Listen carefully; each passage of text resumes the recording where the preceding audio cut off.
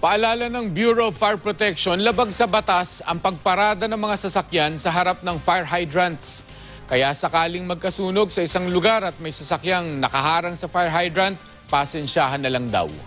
Makibalita tayo kay Mark Zambrano.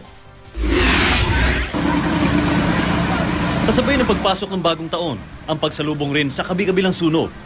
Sa datos ng GMA News Research sa nakalipas sa 2 taon, nasa 55 insidente ng sunog ang naitala sa Metro Manila sa bisperas lang ng bagong taon. Kaya sa pagnanais na siguruhing magiging maayos ang pagresponde ng Bureau of Fire Protection sa sunog, maghihigpit daw lalo sa mga sasakyang nakaharang sa mga fire hydrant. Sa ilalim ng Republic Act 9514 o Fire Code of the Philippines, may pit na pinagbabawal ang pagharang ng kahit anong bagay sa mga fire hydrant at mga fire exit. Kaya kung may maabutan daw ang BFP na sasakyang nakaharang sa fire hydrant, pasensyahan na lang daw muna. Bukod pa dyan, pwede rin daw patawan ng violator ng multang 12,500 hanggang 25,000 pesos at 6 na buwang pagkakakulong ang sinumang susuway dito. Sa pag-iikot ng GMA News, malinaw na hindi nasusunod ang naturang batas. Sa Agam Road, sa harap mismo ng tanggapan ng BFP, ginawang paradahan ng masasakyang ito ang paligid ng fire hydrant na ito.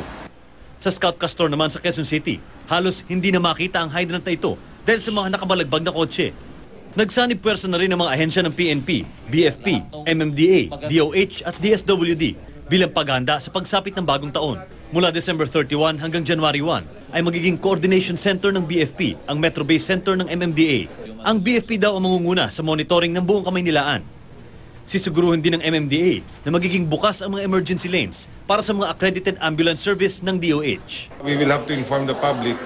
Unang-una, dapat alam ng publiko na pagka may narinig na sirena na talagang emergency, on that lane kung nandun sila, tumabi sila no matter what.